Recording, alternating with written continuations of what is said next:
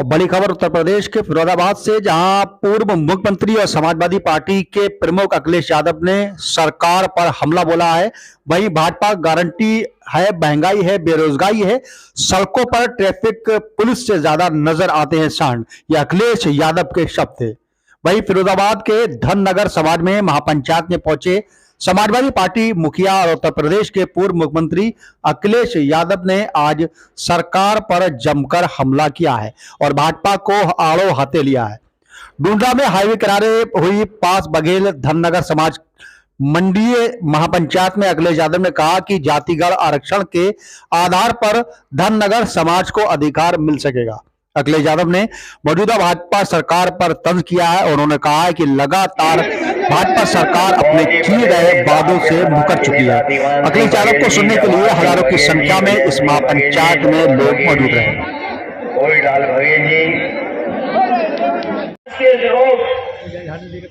जो लोग उस परिणाम को नहीं आने देना चाहते थे वो कोर्ट में चले गए। कोर्ट की समाज के सभी लोगों को यहाँ पर इकट्ठा करके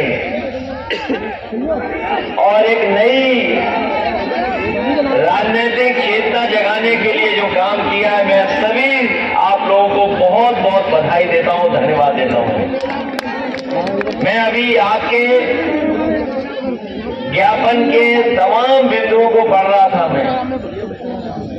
मैं यहाँ पर बाल बघेल धनगर समाज के एक एक नौजवान आदरणीय बुजुर्ग को कहना चाहता हूँ और यहाँ पर उनके नेता जो बैठे उनको कि जिस भावना से आज आप लोगों ने हमें सम्मान किया है, जिस सम्मान के साथ आज आपने हमें पहना करके सम्मान किया है, हम आप हैं कि वो पूर्ण करके हम आपको आगे बढ़ाने का काम करेंगे।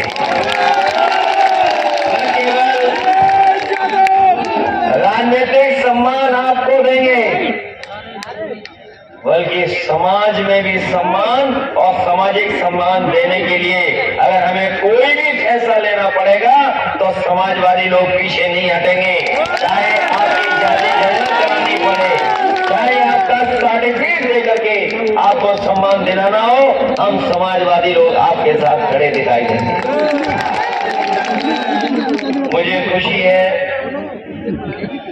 कि एक कार्यक्रम आप लोग यहाँ पर कर रहे हैं और ये ऐसा कार्यक्रम हो गया है कि ना केवल आपने अपने समाज को इकट्ठा कर करके ताकत दिखा दी है, बल्कि विरोधी लोगों की भी आपने नींद उड़ा दी है। और ये बात मैं जानता हूं कि ये जब कार्यक्रम हो गया है तो विरोधी लोग जो ये कहते हैं सबका साथ, सबका विकास, सबका विश्वास, आज के बाद उन्हें रात में नींद आने वाली नहीं है। ये जो लाल टोपी से भी ज्यादा हमें पीली टोपी दिखाई दे रही है, पूरा मैदान भरा है और जहां से मैं चल करके आ रहा हूं, छोटी गाड़ी बड़ी गाड़ी, छोटी गाड़ी बड़ी गाड़ी, जो कुछ साधन था उन साधनों से लोग चले आ रहे थे और जब तक हम पहुंचे मैदान भरा था, अभी भी लोग सड़कों पर होंगे। ये जो आपने फैसला लिया है, इस फैसले के लिए मैं आपको बधाई देता हूं। मैं कह सकता हूं कि जिस समय बाल बघेल धनगर समाज समाजवादियों के साथ खड़ा हो जाएगा, कोई मुकाबला समाजवादियों का नहीं कर पाएगा। अभी आप लोगों ने दिल्ली वालों का भाषण सुना होगा। वो दिल्ली वाले कह रहे हैं कि किसान गरीब होता है, नौजवान गरीब होता है और अन्य लोग गरीब होते हैं, लेकिन जो जाति के बारे में बात कर रहे हैं वो हमें और आपको धोखा दे रहे हैं। मैं उन लोगों को कहना चाहता हूं कि आज के दिन वो याद करें बाबा साहब भीमराव अम्बेडकर जी को भी, जिन्होंने दलित और अनुसूचित जनजाति को आरक्षण देकर के उन्हें सम्मान दिया है। और उसके बाद मंडल कमीशन ने हमारी पिछड़ी जातियों को अधिकार दिलाने का काम किया था। जो मंडल कमीशन बाबा साहब भीमराव अम्बेडकर जी को संविधान को देखते होंगे, वो जानते होंगे कि ये विचार उस समय मंडल कमीशन के सामने आया होगा कि हम आरक्षण किस रूप में दें, कैसे दें।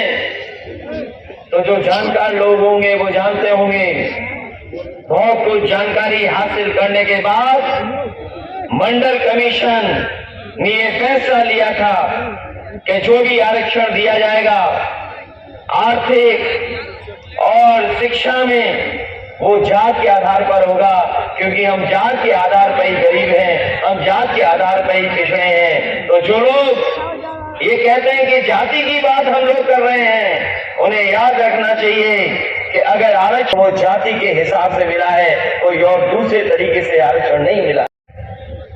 वो 10 मिनट में पहुंच जाए, 15 मिनट में पहुंच जाए, ये व्यवस्था की थी। लेकिन इस सरकार में तो आप फोन मिलाते रहो, इंतजार करते रहो, एम्बुलेंस पहुंचेगी नहीं पहुंचेगी पता ही नहीं। और कई लोग ऐसे एम्बुलेंस के इंतजार में, एम्बुलेंस में भी मर गए लोग, मर गए। और एक भी जिला अस्पताल में आपको इलाज नहीं मिल पा रहा है। ये धीरे धीरे सरकारी व्यवस्था को इसलिए चौपट करना चाहते हैं कि गरीब भी जाए और प्राइवेट में इलाज कराए। आप सोचिए, समाजवादी लोग एम्बुलेंस से लेकर के अस्पताल, अस्पताल से लेकर के दवाई का इंतजाम कर रहे थे। बीजेपी के लोगों ने पहले एम्बुलेंस खराब की, फिर जिला अस्पताल और अस्पताल खत्म कर दिए, और इसलिए कर रहे हैं कि गरीब जाए और प्राइवेट में इलाज कराए। बताओ, प्राइवेट में इलाज को लेकर के कितना पैसा आपसे वसूला जा रहा है। अभी डेंगू जैसी बीमारी आई, चिकनगुनिया बीमारी आई, न जाने कितने लोगों को परेशान होना पड़ा, बहुत से लोगों की जान चली गई। और दवाई का अगर पर्चा देखोगे तो सरकारी अस्पतालों में दवाई नहीं, प्राइवेट अस्पतालों में दवाई के लिए जाना पड़ा। और पता नहीं कौन सी दवा दी, कितने पैसे वसूल लिए, कोई हिसाब नहीं है। इस सरकार ने स्वास्थ्य व्यवस्था चौपट कर दी। इस सरकार ने किसान को बर्बाद कर दिया। बड़े बड़े सपने दिखाए थे इन्होंने, ये बुंदेलखंड के लोग जानते होंगे, बड़े सपने आपने अखबार में ही पढ़ा होगा। ये दिल्ली वाले आए, उन्होंने कहा कि अब उत्तर प्रदेश में मिसाइल बनेगी, टैंक बनेंगे। हमारे उत्तर प्रदेश के लोग खुश हो गए, और खासकर बुंदेलखंड के लोग खुश हो गए कि हमारे यहाँ तो अब टैंक और हवाई जहाज बनेंगे और बम बनेंगे। आज जब 10 साल पीछे मुड़ करके देखते हैं तो जिन्होंने टैंक का भरोसा दिलाया था, बम बनाने का भरोसा दिलाया था, उन्होंने आज तक सुतली बम भी नहीं बनाने का कारखाना। बताएं बीजेपी वाले, अगर कहीं सुतली बम का भी कारखाना लगाया और बड़े बड़े हमारे 46